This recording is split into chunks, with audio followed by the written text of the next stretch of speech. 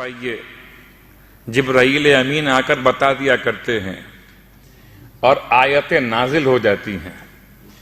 اب قرآن کہتا ہے کیا یہ نہیں جانتے فَلِلَّهِ الْعِزَّةُ، عزت کس کے لیے ہے؟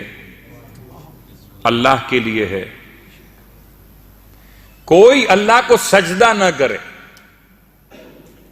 تب بھی عزت اللہ کے لیے ہے، اور سب مل کر اللہ کو سجدہ کر لیں تب بھی عزت اللہ کے لیے ہے۔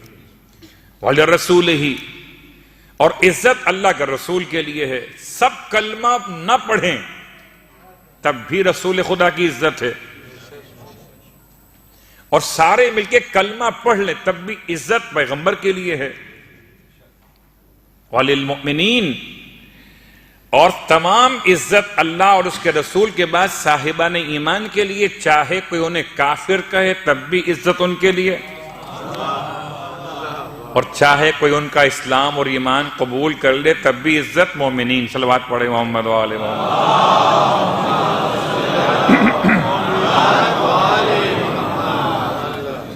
اس کا مطلب کیا ہے کہ عزت کا تعلق احترام سے نہیں ہے، عزت کا تعلق احترام سے نہیں ہے، بلکہ کوئی اور شے ہے عزت، اسے خدا نے بیان کرنا چاہا ہے۔ یا چلیں سورہ مبارکہ فاطر، قرآن کا ترتیب کے لحاظ سے 35ویں نمبر کا سورہ، آیت نمبر 10۔ من کان یرید العزت، جو شخص بھی چاہتا ہے کہ عزت حاصل کرے، تو جواب کیا ہے؟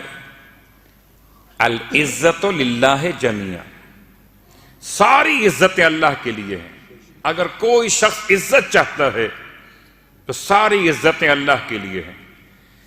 عجیب ہے تماشا کہ لوگوں نے عزت کے معنی خوب پامال کیے۔ کل کی باتیں اگر ذرا مربوط کرتے ہوئے، عزت کا ترجمہ ہے سختی، مضبوطی، صلابت۔ میں نے مثال کر دی تھی کہ ایک ایسا وجود ہے جس میں گنجائش ہے کہ اس میں کچھ داخل کیا جا سکتا ہے، ایک لکڑی اس میں کیل جا سکتی ہے اندر، ایک عام دیوار جس میں کیل اندر جا سکتی ہے، لیکن ایک پتھر، ایک بہت مضبوط کوئی شے جس میں کیل ٹیڑھی ہو جاتی ہے یا پتھر ٹوٹ جاتا ہے، لیکن اس میں کیل اندر جگہ نہیں بناتی۔ بہت غور کیجیے گا، عزت کا مطلب ایک ایسی مضبوط کردار کی کیفیت جس میں کوئی عیب اپنی جگہ نہ بنا سکے، کوئی عیب اپنی جگہ نہ بنا سکے، گنجائش ہی نہیں ہے۔ جب گنجائش رکھو گے تو کوئی داخل ہوگا۔ صلوات پڑھے محمد وآل محمد۔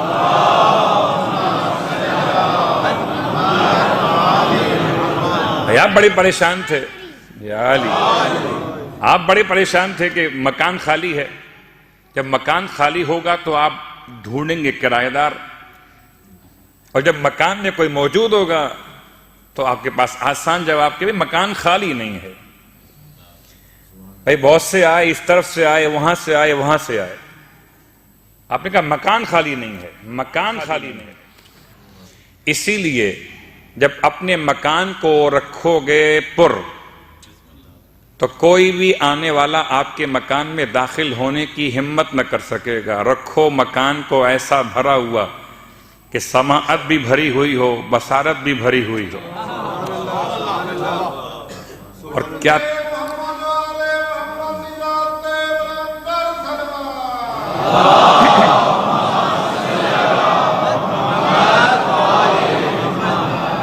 جو کرایہ دار آتے ہیں نا، وہ کہاں سے آتے ہیں؟ میں استعارہ استعمال کرتے ہوئے، اشارے مکمل کرتے ہوئے کہ جی آنکھوں سے کوئی پیغام پہنچتا ہے تو کوئی کرایہ دار آنکھوں سے آتا ہے، یا سماعت کے بعد کوئی ہمارے اور آپ کے اذہان تک بات پہنچتی ہے تو کرایہ دار سماعت سے آتا ہے، یا کبھی قوت گویائی سے کوئی الفاظ سلپ ہو جاتے ہیں یا کوئی ویسے ہی جملے ادا ہو جاتے ہیں، تو 3 راستے ہیں کرایہ داروں کے آنے کے، 3 راستوں پر علی کو بٹھا دو تاکہ کوئی غیر داخل ہونے ہی نہ پائے۔ عزت سمجھنے کے لیے لفظ ذلت کا سہارا بھی لازم ہے۔ کیا مطلب؟ تعز من تشاء، یہ بادشاہوں کی شان میں ہے۔ صلوات پڑھے محمد والے محمد۔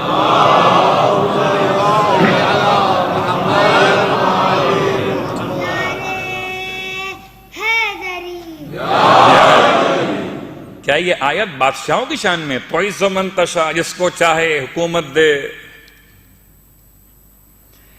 اگر صاحبان علم اس آیت کو، مشکل کیا ہوئی ہے کہ ہمارے درمیان مخلوط معاشرہ کے حوالے سے کچھ ایسی آیتوں کو استعمال کیا جانے لگا اپنے مخصوص مفاد کے لیے جو اس معنی میں ہرگز نہیں ہیں۔ تو من تشاء، اور جس کو چاہتا ہے، جس کو چاہتا ہے، جس کو چاہتا ہے اس کو عزت دیتا ہے۔ اس کا مطلب ہے کہ پھر جو عزت ملی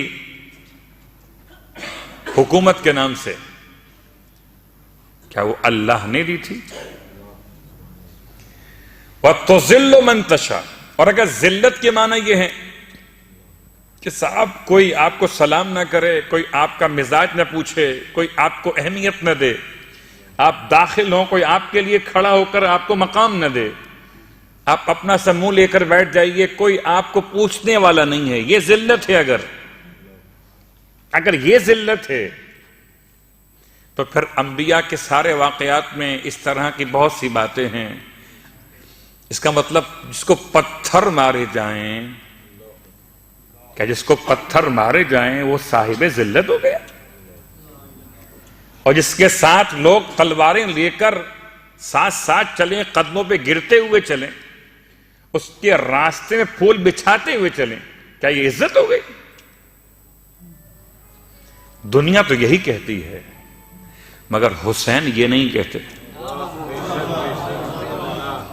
دنیا تو یہی کہتی ہے کہ جی عزت تو اس بات میں ہے کہ لوگ آپ کا یہ لفظ پروٹوکول، عزت کو سمجھنے کے لیے بہت آسان لفظ پروٹوکول، کہ جی آپ کو VVIP پروٹوکول ملا ہوا ہے، یہاں سے وہاں تک آپ جائیں گے۔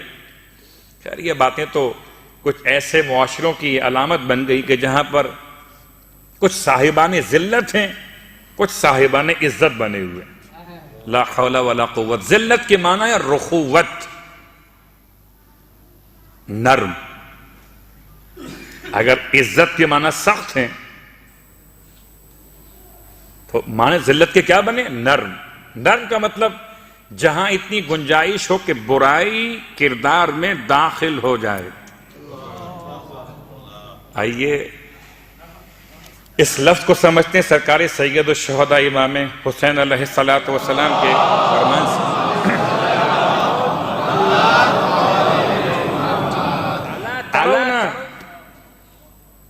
امام شافعی، کیا تم نہیں دیکھتے الی الحق لا یعمل بہ لا یعمل بہ، تم نہیں دیکھتے کہ حق پر عمل نہیں ہو رہا، وَأَنَّ الْبَاطِلِ لَا يَتَنَاهِي عَنْهُ، اور باطل سے روکا نہیں جا رہا، حق پر عمل نہیں ہو رہا۔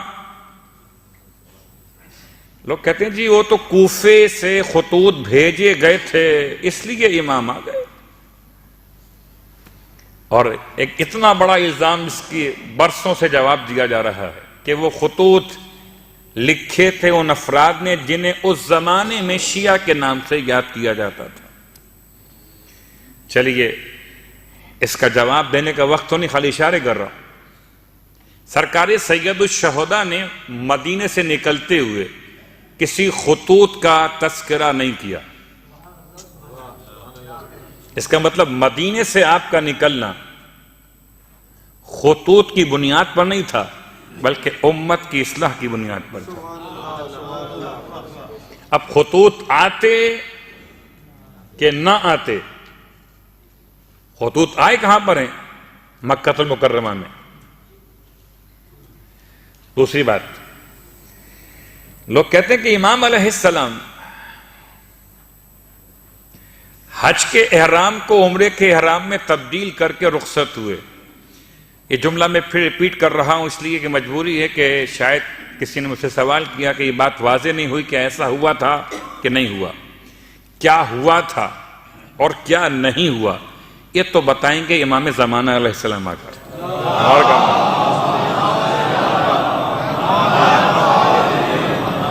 لیکن یہ فقہی مسئلہ ہی ہے کہ اگر کوئی انسان اپنا واجب حج کرنا چاہے تو اس کا حج واجب 3 قسم کا ہو سکتا ہے۔ ایک حج افراد، ایک حج قران اور ایک حج تمتع۔ البتہ حج افراد اور قران تو ان افراد کے لیے جو مکے سے قریب رہتے ہوں، اور حج تمتع ان افراد کے لیے جو مکے سے دور رہتے ہوں۔ تو سرکار سید الشہداء کا اگر یہ واجب حج ہو تو یہ حج تمتع کہلائے گا۔ اور حج تمتع کے 2 پارٹ ہوں گے، ایک عمرہ تمتع، ایک حج تمتع۔ پورا حج کی تربیتی کلاس مخصوص نہیں ہے یہاں پر۔ یہ بات سمجھنا ہے کہ آیا جو لفظ استعمال کیا جاتا ہے فقہی اعتبار سے اس میں کتنی گنجائش ہے۔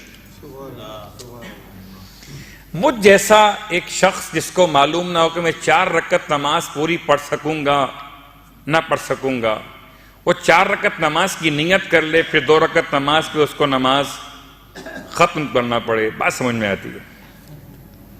دلیل یا کوئی مثال دوں؟ آپ کو معلوم ہے کہ جماعت شروع ہو گئی، آپ کو اندازہ نہیں تھا کہ آپ 4 رکعت نماز اپنی قضا پڑھ رہے تھے اور جماعت شروع ہو گئی۔ اب 4 رکعت نماز جب تک آپ ختم کریں گے تب تک آپ کی جماعت مس ہو جائے گی، تو کیا کیجئے گا؟ معلوم نہیں تھا آپ نے نماز شروع کر دی تو نماز کو روک سکتے ہیں، کہیں مکمل کر سکتے ہیں، راستہ کیا؟ یہ فقہی مسئلہ۔ اگر میں فقہی مسئلے میں گیا تو پھر مجھے تمام مراجع عظام کے آراء کو بیان کرنا پڑے گا۔ ایک مثال صرف، مجھے معلوم نہیں ہے کہ میں حج کر سکوں گا نہیں کر سکوں گا، تو جب میں نے یہ اس خیال سے کہ حج کر سکوں گا میں نے احرام پہن لیا حج کا۔ عمرہ تمتع حج تمتع سے پہلے ہوتا ہے، اور عمرہ تمتع مکمل ہونے کے بعد پھر حج تمتع شروع ہوتا ہے، اور ذی الحج کی 8 تاریخ کو حج تمتع کا احرام پہنا جاتا ہے۔ خاص طور سے استحباب ہے کہ اول زوال یا ظہر کی نماز کے بعد انسان حج تمتع کا احرام 8 تاریخ کو پہن لے۔ جواب نمبر 1، امام علیہ السلام نے 25 حج کر لیے ہیں، تو آپ کا حج واجب تو نہیں ہے۔ البات پڑھے محمد وعلیہ